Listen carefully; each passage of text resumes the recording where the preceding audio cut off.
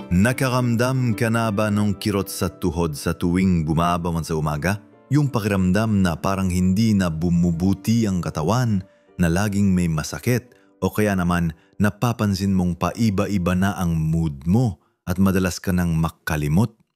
O baka sa bawat paggising mo, ang unang naalala mo ay ang dami ng gamot na kailangan mong inumin at ang takot na baka dumating ang araw na mas dumami pa ang mga iyon. Marami sa atin ang nakakaranas nito at minsan pakiramdam natin bahagi na ito ng pagtanda. Akala natin normal na lang ang masakit na katawan, ang hirap matulog o ang pagkalimot. Pero paano kung sabihin ko sa inyo na hindi pala ito dapat na maging normal, na may simple at madaling paraan para mas maging mas sigla at malinaw ang pag-iisip kahit na lampas 60 na tayo. Alam nyo ba, ako sa edad kong 92 ay bihira lang magkasakit at halos wala akong iniinom na gamot araw-araw. Hindi ito himala mga kaibigan, kundi bunga ng isang morning routine na tinatagan ko sa napakahabang panahon. Isang rutina na nagpapanatili sa akin ng lakas at kaisipan na mas matalas pa sa marami na kalahati lang ng edad ko. Sa video na ito, ibabahagi ko sa inyo ang mga sikreto ko sa umaga, mga simpleng gawi at pagkain na makakatulong para mas lumakas ang inyong kalamnan, mas makatulog ng mahimbing, maiwasan ang pagkalimot at mapabuti ang inyong panunaw. Manood kayo hanggang sa dulo dahil mayroon akong ibabahagi na tiyak na magugulat kayo. Kayo naman simulan na natin ng sikreto, ang puso ng aking umaga na nagbibigay sa akin ng enerhiya at ginhawa sa buong araw. Ang una, at ito ang pinakasimple sa lahat, ay ang pag-inom ng maligamgam na tubig pagkagising na pagkagising. Oo, tama ang narinig nyo. Hindi kape, hindi juice, kundi maligamgam na tubig. Isang baso na may halong katas ng kalamansi o kaunting lemon. Kung meron kayo, marami sa atin, lalo na dito sa Pilipinas, ang sanay na paggising ay kape agad ang hinahanap. Masarap nga naman ang amoy at init ng kape sa umaga, pero alam nyo ba? Ang kape ay diuretic. Ibig sabihin, mas pinapalabas nito ang tubig sa katawan natin, na lalo pang makadagdag sa dehydration pagkatapos ng mahabang tulog. Ang pag-inom ng maligamgam na tubig na may kalamansi naman ay parang mini bath sa loob ng katawan natin. Nililinis nito ang ating sistema, pinapakaalma ang ating digestive system at inihanda ang ating katawan para sa maghapon. Nakakatulong din ito sa pagtanggal ng mga lason na naipon habang tayo ay natutulog. Sa tuwing umiinom ako nito, nararamdaman ko agad ang ginhawa sa tiyan ko at parang nabubuhayan ako. Para sa akin, ito ang nagsisilbing kickstart ng aking metabolismo. Subukan niyo mga mahal kong kaibigan sa loob ng isang linggo at mapapansin niyo ang pagkakaiba sa inyong panunaw at enerhiya. Hindi lang ito nakakatulong sa loob ng katawan, kundi nakikita rin ang epekto sa balat. Mas nagiging makinis at may glow. Tandaan, pagising pa lang, huwag muna magmadali sa kape. Bigyan ng pansin ang paglilinis ng loob bagong paggising ng isip. Isang baso lang at pakiramdam mo ay bagong-bago ka. Katapos kong uminom ng maligamgam na tubig, hindi ako agad dumabangon o magmamadali. Ang ikalawang bahagi ng aking morning routine ay ang paggawa ng simpleng pag-unat o stretching habang nakahiga pa sa kama. Kahit na sa loob ng 10 o 15 minuto lang, malaking tulong na ito para maihanda ang ating katawan sa mga gawain ng araw.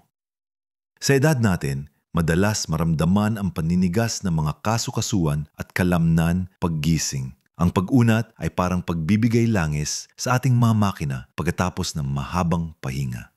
Hindi ito kailangan ng matinding ehersisyo o pagpunta sa gym. Ang ginagawa ko lang ay unti-unting iniikot ang mga buto-buto ko gaya ng leeg, balikat, braso, bewang at mga paa.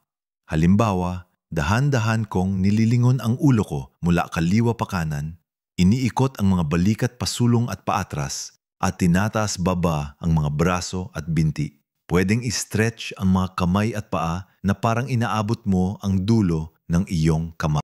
Ang importante, gawin ito ng dahan-dahan at pakinggan ang nararamdaman ng iyong katawan.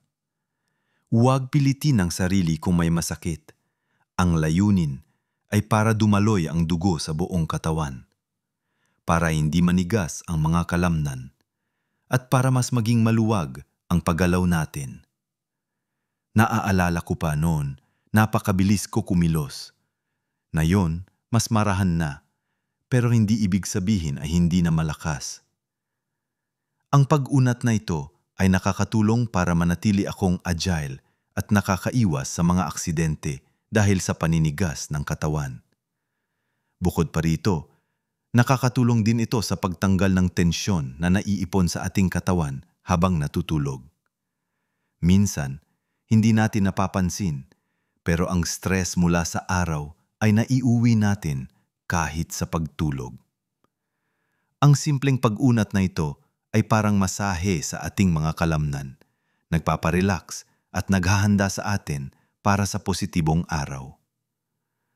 Sa bawat pag-unat, pakiramdam ko ay mas bumubukas ang aking katawan sa bagong enerhiya.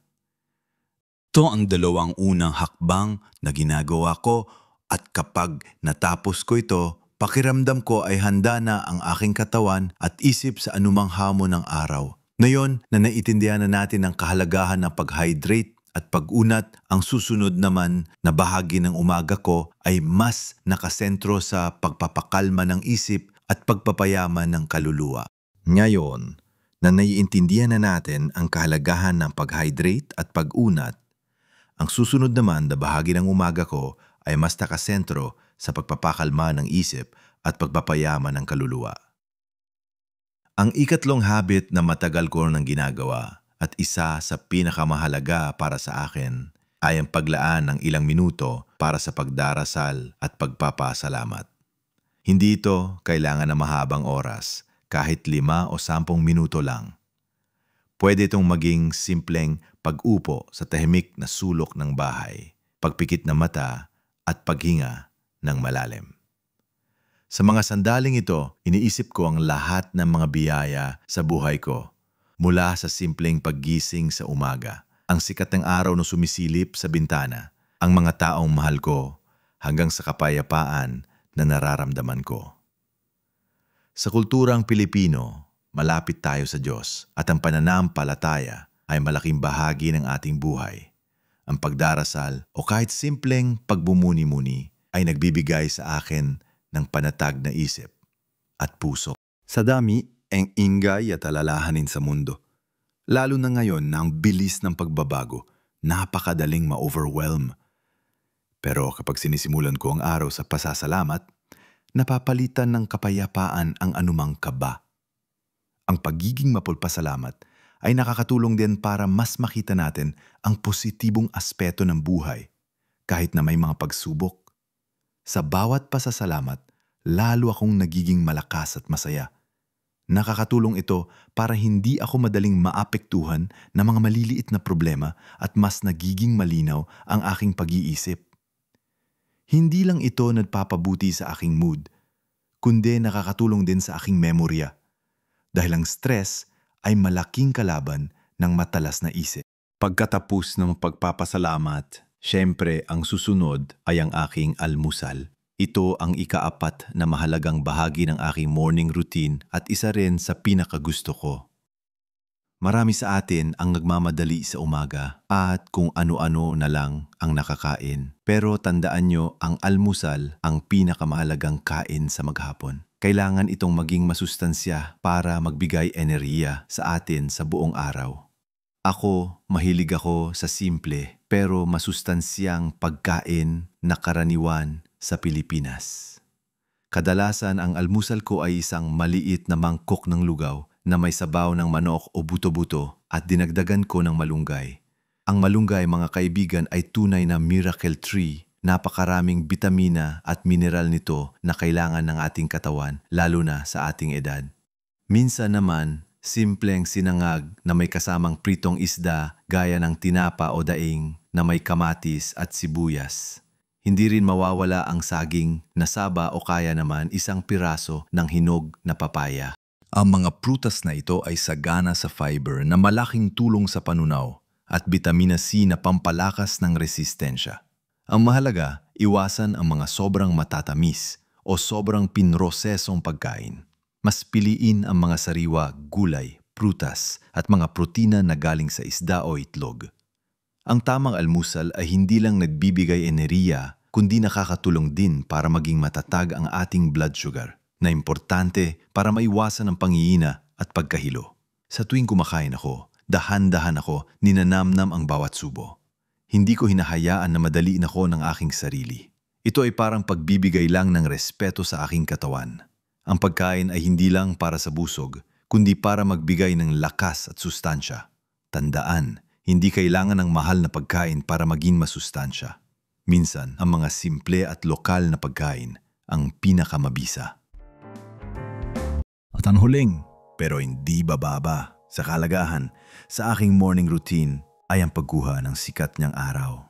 Ito ang ikalimang habit na madalas nakakalimutan ng marami pero napakahalaga. Pagkatapos kong magalmusal, kung maganda ang panahon, naupo ako sa aming terasa o sa tabi ng bintana kung saan direktang sumisikat ang araw. Kahit 10 o 15 minuto lang ng sikat ng araw sa umaga, lalo na yung sikat bago mag-alas 10, ay napakalaking tulong. Alam niyo ba, ang sikat ng araw ay ang pinakamabuting pinanggagalingan ng vitamin D. Ang vitamin D ay critical para sa ating mga buto, para maging malakas ang ating mga kalamnan, at para rin sa ating immune system. Sa ating edad, lalo na tayo nangangailangan nito para maiwasan ang osteoporosis at iba pang sakit sa buto. Bukod pa rito, ang sikat ng araw ay nakakatulong din sa ating mood. May koneksyon ito sa produksyon ng serotonin, ang hormone na nagpapabuti ng ating pakiramdam. Kapag nakakakuha ako ng sapat na sikat ng araw, mas nagiging masaya ako at mas ganado. Nakakatulong din ito para mas maging regular ang aking tulog sa gabi dahil ang natural na sikat ng araw sa umaga ay nagsiset ng ating body clock o circadian rhythm. Kapag balanse ang ating body clock, mas madali tayong makatulog sa gabi at mas masarap ang tulog natin. Simpleng paghahanap lang ng sikat ng araw mga kaibigan at malaking benepisyo na ang makukuha. Hindi kailangan maglakad ng malayo. Kung may bakuran kayo, pwede kayong mag-almusal sa labas. Kung nasa apartment naman, pwede sa balkonahe o sa tabi ng bintana. Ang importante ay masipsip ng inyong balat ang biyaya ng sikat ng araw. Ang 5 simpleng gawin na ito mula sa pag-inom ng tubig hanggang sa pagkuha ng sikat ng araw ay ang aking pundasyon sa bawat umaga. Hindi sila komplikado, hindi sila magastos, pero ang epekto sa aking kalusugan at buhay ay napakalaki.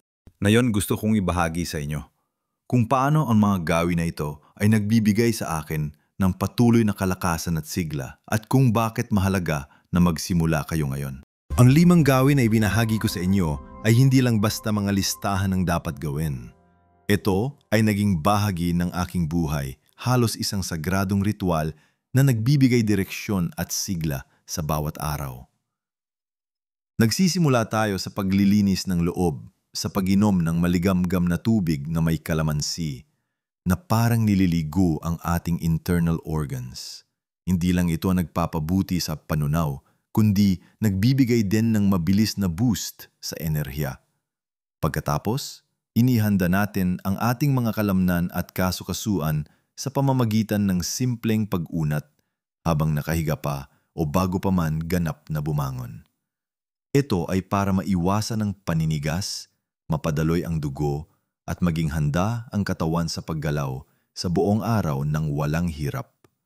Ang mga maliliit na pag-unat na ito ay nagsisilbing paalala na ang ating katawan ay kailangan ng pag-aalaga, tulad ng isang halaman na kailangan diligan at bigyan ng sikat ng araw. Ito ang simula ng aking pisikal na paghahanda. Ngunit hindi lang pisikal ang kailangan nating alagaan. Ang ating isip at puso ay kailangan din ng sustansya at pagpapahinga. Kaya naman, ang susunod ay ang paglalaan ng tahimik na sandali para sa pagdarasal o pagpapasalamat. Sa bawat paghinga, nagpapasalamat ako sa mga simpleng biyaya, sa aking pamilya, sa araw, sa pagkakataong mabuhay pa. Ang pag-iisip ng mga positibong bagay sa umaga ay parang pagtanim ng mga magagandang binhi sa ating isipan. Kapag simula pa lang ng araw ay positibo na ang ating pananaw, mas madali nating haharapin ang anumang hamon na dumating. Ito ay nagbibigay sa akin ng kapayapaan at kalinawan ng pag-iisip na mahalaga para mapanatili ang matalas na memorya at masayang kalooban. Hindi ito tungkol sa relihiyon lamang, kundi sa paglinang ng isang pusong mapagpasalamat at isipang kalmado. At siyempre ang pagkain. Ang almusal ko ay hindi kailangang maging magarbo. Ang mahalaga ay masustansya at akma sa ating katawan. Sariwang lugaw na may malunggay, pritong isda na may kamatis o saging na saba. Mga pagkain na likas sa atin at nagbibigay ng tamang enerhiya nang hindi nagpapabigat sa ating sistema. Ito ang aking gasolina para sa buong araw, ang nagpapalakas sa aking mga kalamnan at nagpapanatili ng aking sigla. Mahalaga na dahan-dahan nating namnamin ang bawat subo at maging mapili sa mga kinakain. Tandaan, ang ating kinakain ay nagiging bahagi ng ating katawan, kaya piliin ang mga pagkain na nagpapalusog at nagpapatibay. Panghuli, ngunit hindi kasing halaga, ay ang pagkuha ng sikat ng araw. Isang simpleng pag-upo sa tabi ng bintana o sa balkonahe at ang pakiramdam ng init ng araw sa balat. Hindi lang ito vitamin D para sa ating buto at immune system, kundi isang natural na pampasigla ng ating mood at pampaganda ng ating tulog. Ang sikat ng araw ay nagpapaalala sa akin ng bagong pag-asa sa bawat araw na may pagkakataon tayong maging mas mabuti at mas masaya. Nakita niyo mga kaibigan, hindi ito tungkol sa mga mamahaling kamot o sa mga komplikadong ehersisyo. Ito ay tungkol sa mga maliliit at consistent na gawi na kung pagsasamahin ay nagbibigay ng malaking epekto sa ating kalusugan at kagalingan. Hindi ko sinasabing biglaan yung baguhin ang lahat ng gawin ninyo. Magsimula kayo sa isa o dalawa kung saan kayo komportable. Pwedeng sa pag-inom ng tubig lang muna o sa paggawa ng simpleng pagunat. Ang mahalaga ay ang pagsisimula at ang pagiging consistent. Ang katawan natin ay parang hardin. Kung aalagaan natin ng maayos, mamumulaklak ito at mamumunga. Naalala ko pa noon, marami akong nakasama na mas bata sa akin pero mas madaling dapuan ng sakit. Iniisip ko, siguro dahil sa kanilang lifestyle, ang pagmamadali, ang pagkalimot sa simpleng pag-alaga sa sarili. Hindi kailang maging magastos ang pagiging malusog. Minsan ang tunay na kayamanan ay nasa simpleng mga bagay na nakapalibot sa atin. Gusto kong marinig ang inyong mga iniisip. Kung mayroon kayong sariling morning routine na nagpapanatili sa inyo ng sigla o kung may mga tanong kayo sa mga ibinahagi ko, huwag kayong magatubiling mag-iwan ng komento sa ibaba. Gusto kong basahin ang inyong mga karanasan. Kung nakatulong ang video na ito sa inyo, sana ay i-like nyo ito at mag-subscribe din kayo sa aking channel para sa mas maraming pang makabuluhang payo. Tandaan, ang edad ay numero lamang. Ang mahalaga ay ang kalidad ng buhay na ating tinatamasa. Sa bawat paggising, mayroon tayong pagkakataon na pumili ng kalusugan, ng kaligayahan, at ng isang masaganang buhay. Patuloy tayong maging masigla at inspirasyon sa ating mga mahal sa buhay. Mabuhay kayo at patuloy nating isabuhay ang pinakamagandang buhay sa bawat edad.